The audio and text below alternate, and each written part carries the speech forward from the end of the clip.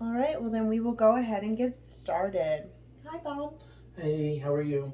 I'm good. How are you doing? I'm good. Hugging your pillow? Yeah, it helps me to feel better. Like, I feel comforted when I hold something like this at times. Okay. Yeah, I've been having, some intrusive thoughts lately. It's been hard. I just haven't had a lot of things to do around the house, so it's just been hard to not think about some of these thoughts.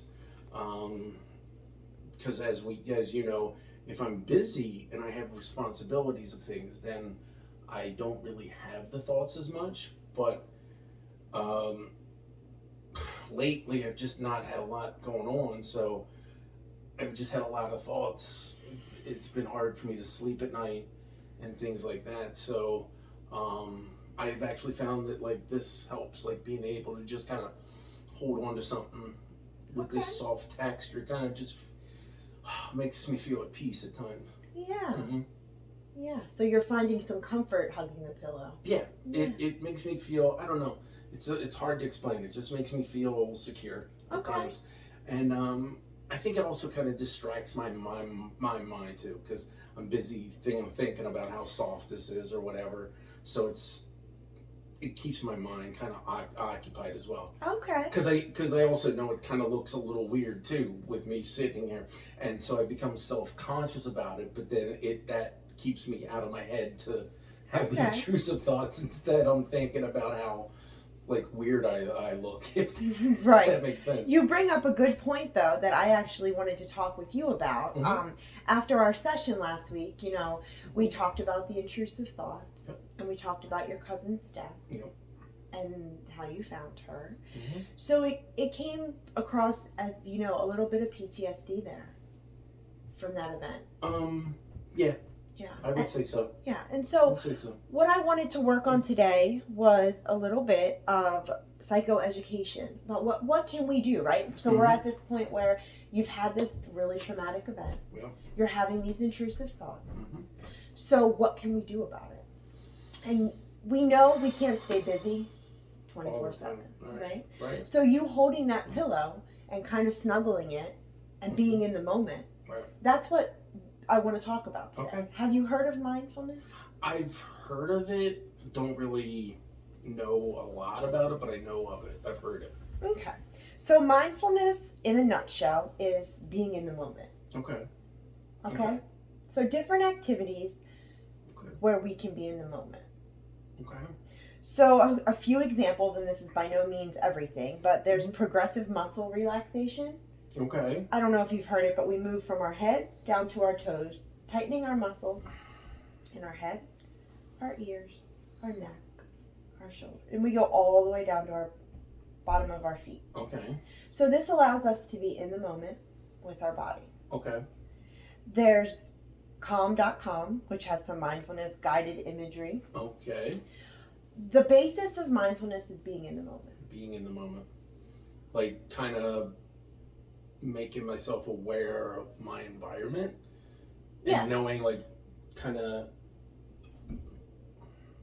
I guess just focusing on today. Yes. And not tomorrow, because I do that a lot. I think I worry about tomorrow. Okay. And I worry about the past, and I worry about all that, and it just goes on and on and on in my head, and I think that's why I get so.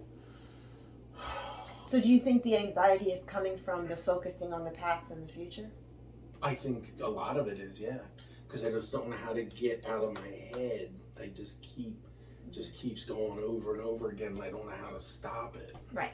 So there is research that proves this psychoeducation that I'm discussing with you, the mindfulness, can help with those intrusive thoughts. It can help with that anxiety. Okay. You mentioned in the beginning of this session trouble sleeping, because it becomes a vicious cycle. Yep. Yeah. So what does this look like to you? What are your thoughts on mindfulness? I'm willing to try it. I mean, I'm willing to give it a go if you can show me some of the techniques and the tricks of it. I would be more than willing to try it, because at this point I need to do something, because I'm not functioning real well. I feel like I'm getting a little worse than better right now, because I'm not able to get out of my head at times. So, It's hard. it is hard. It's tough. I get stuck in there, and then it just snowballs. And then once it starts to snowball, I can't break free at that point. And I know I need to cut it off sooner so it doesn't get so out of control that I can't stop. So I need to start being mindful. Oh, there's that word. I need to start being mindful of when I'm feeling that way, and then be able to kind of, Yeah. And so what mindfulness does for us is not stop the thoughts. Right. Right? So thoughts, feelings, they're going to come and go. Mm-hmm. I've heard them described before as like waves, right? They come, they go. Okay. We can't really stop them, but what we can do is be in the moment with them. Okay. Practice some of these techniques, Okay. and then let them kind of float by. Because when we've had PTSD and we've had trauma, Okay. our brain's a little different after that. Sure. So that's where this mindfulness can help us. Sure. So I can absolutely do some printouts for you with Awesome. some examples of That these would be techniques. great. I would appreciate that. That would be very helpful, because I'm a visual learner anyway. So printouts and having it there would help me out do it better. Yeah. Plus, it's a distraction because I have to read it and follow the directions. So it actually works out good. I hear you talk a lot about distracting your mind.